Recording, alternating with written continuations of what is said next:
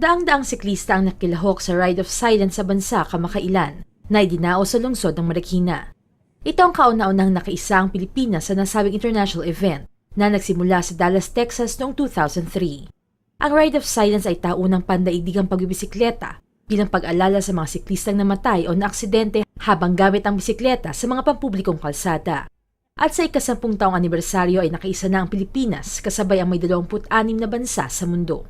Dumalo si Marikina Mayor Del de Guzman upang saksihan ang makabuluhang aktibidad, hindi lamang sa kaligtasan ng mga nagbibisikleta, kundi na rin sa kapakanan ng inang kalikasan.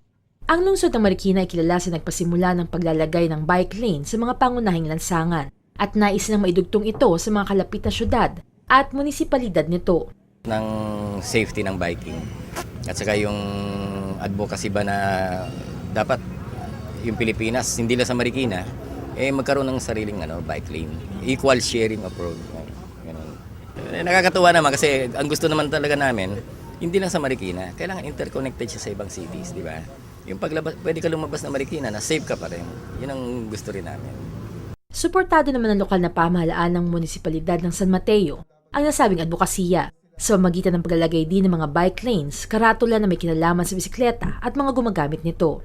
Dagdag pa ni Vice Mayor Elic Diaz na sa kanyang pag-upo sa katungkulan, mas lalo nitong palalakasin ang pagbibisikleta sa kanyang lugar. Lalo pa dinarayo sila dahil sa pinagmamalaki nitong trail sa Timberland, kung saan tinatayang nasa 500 mountain bikers linggo-linggo.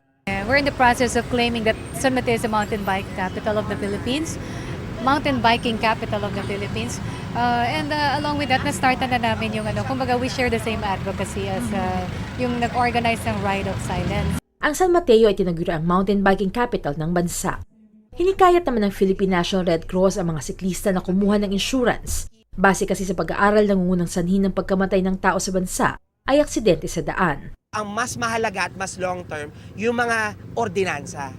Kaya po malaki po ang pagtingala namin sa San Mateo, Marikina at Quezon City kasi bukas po ang kanilang pangangasiwa sa bike lane. Umaasa mga organizers na sa mga susunod na taon, mas marami pang siklista at syudad ang makilahok sa Ride of Silence. Nag-uulat para sa Newsline Philippines, ako si Jean Domingo. Sunshine Media Network, International.